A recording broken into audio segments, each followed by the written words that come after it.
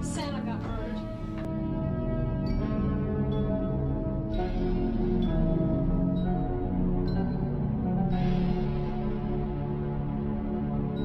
Is your daughter to give birth to a race of army elves?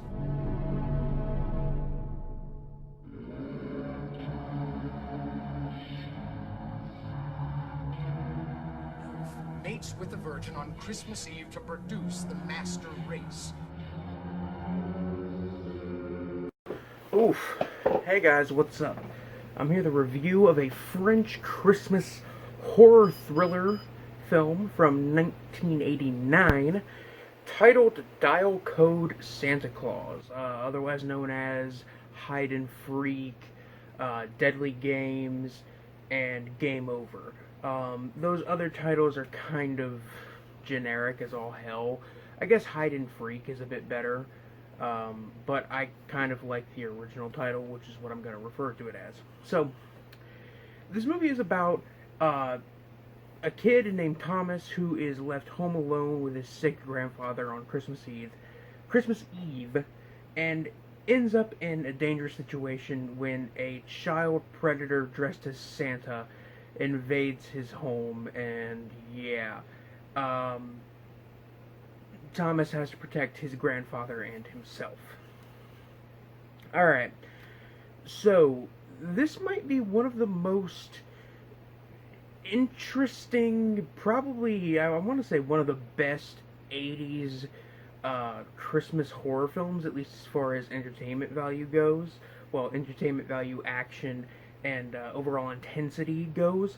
I would still say probably the absolute best Christmas horror film of the 80s is probably Christmas Evil, aka You Better Watch Out, because that film is like a, heartwarming drama first and a horror film like second. And that movie is really great.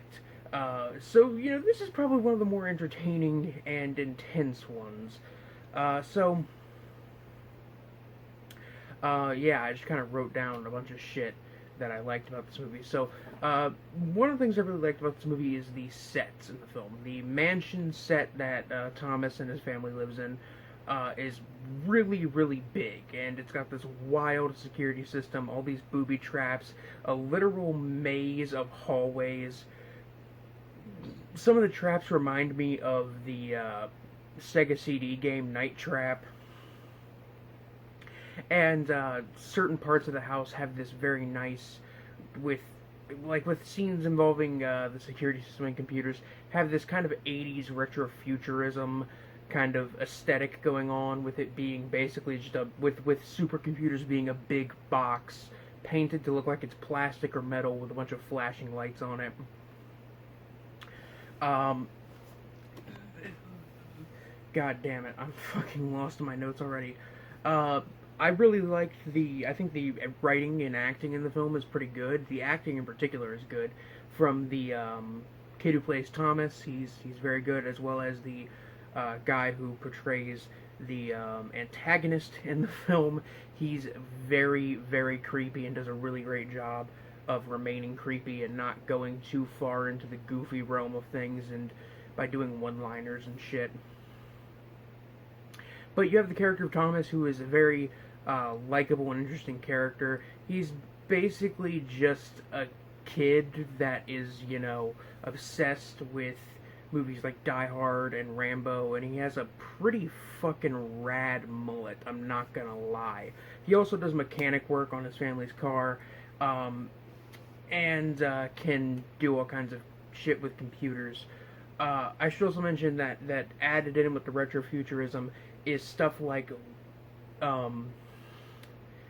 pay terminals in public where you can get on the internet and contact somebody through the internet at what is basically a payphone, but you put in coins and you use a computer for a certain amount of time.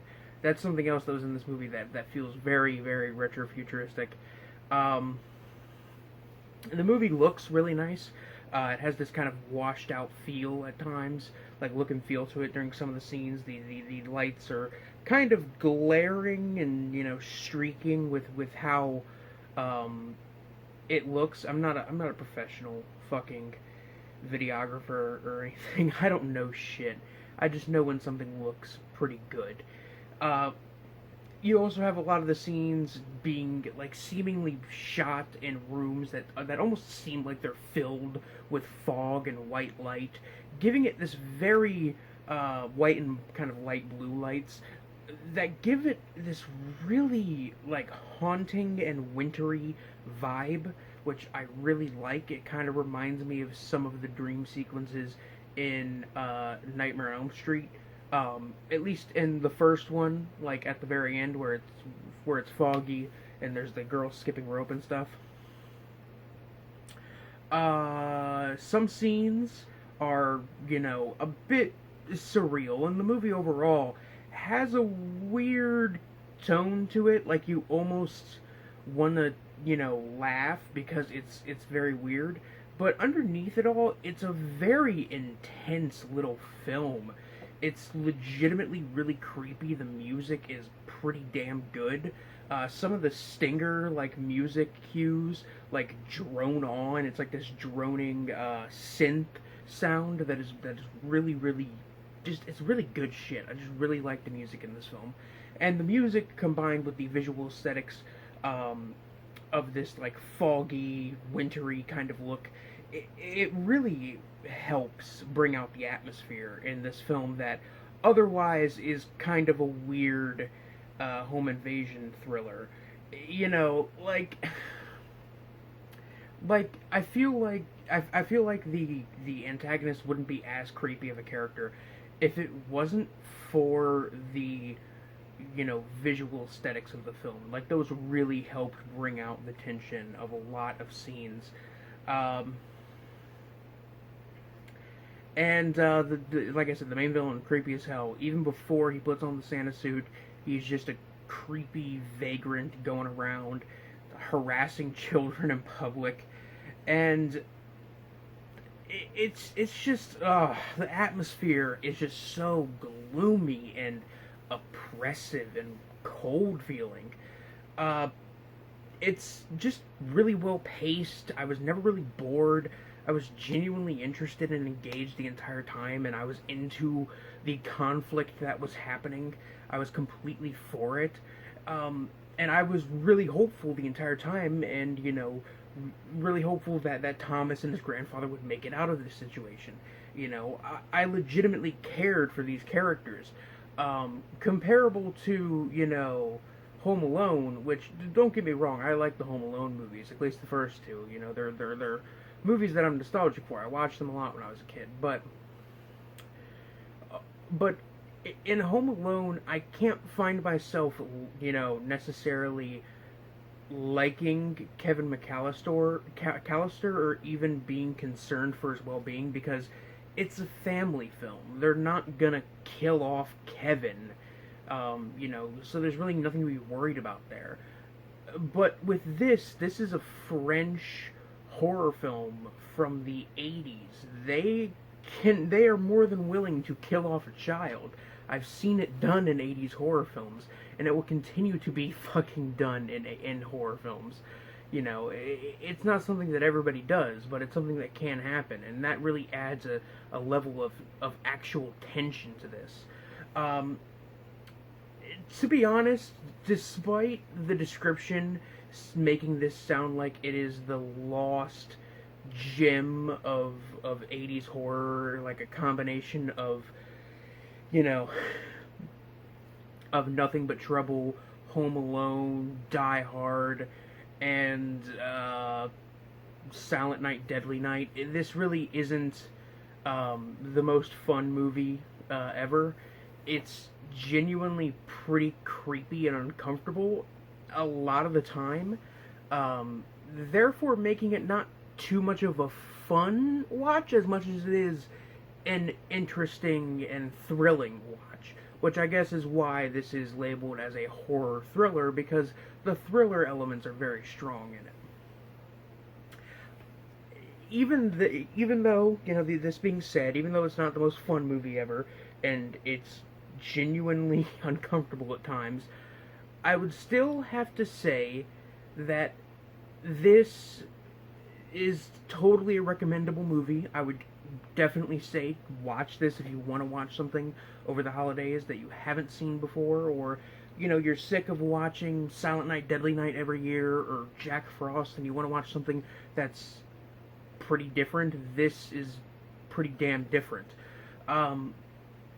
I will say this is probably going to go on my yearly watch list, maybe bi-yearly watch list, because every year around this time of year, I always watch, Black Christmas, Jack Frost, Silent Night, Deadly Night, Gremlins, Scrooged, Christmas Evil. Those are just some ones off the top of my head that I can really think of. That are ones I watch every year. Elves.